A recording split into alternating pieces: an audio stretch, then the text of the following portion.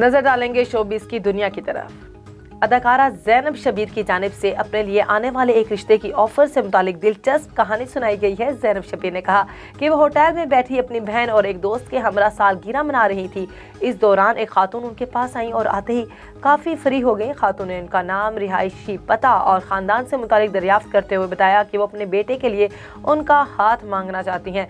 ज़ैनब शबीर का बताना था कि इस दौरान उस खातून के बेटे समेत उनकी मुकम्मल फैमिली मौजूद थी और ये सब देख कर रही थी। ज़ैनब शबीर ने बताया कि वो ये सुनकर बिल्कुल दंग रह गई, जबकि उनके पास बैठे दोस्त ने कहा कि अभी ज़ैनब बहुत छोटी है, लिहाजा उनका भी शादी का कोई इरादा नहीं है। भारत में अक्षय कुमार की फिल्म पृथ्वीराज रिलीज होने से कबल ही तनाज़े का शिकार हो गई।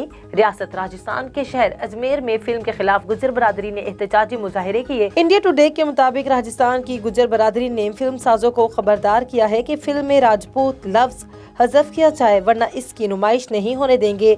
गुज्जर बरादरी ने अजमेर में वाक़े देव नारायण मंदिर के पास जमा होकर एहतजाजी मुजाहिरा किया। मुजाहिरीन ने डिस्ट्रिक्ट कलेक्टर के दफ्तर में शिकायत दायर कर दी। ऑल इंडिया वीर गुज्जर समाज इस्लाह कमेटी के सदर हरचंद गुज्जर ने कहा कि फिल्म का उन्वान पृथ्वीराज तब्दील किया जाए और फिल्म में तारीख से होने वाले खिलवाड़ से बाज रहा जाए।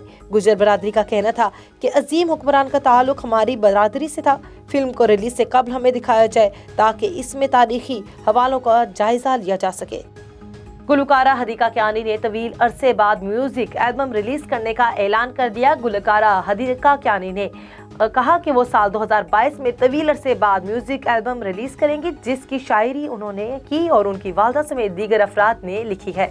हदीका कियानी ने बताया कि उनके एल्बम का नाम वसल होगा। उन्होंने बताया कि गुलकारी में सबसे ज्यादा मुश्किल उन्हें पश्तो जुबान में गुलकारी करने में पेश आई। गुलकारी और अदाकारी में से उन्होंने अदाकारी को ज्यादा मुश्किल करार दिया।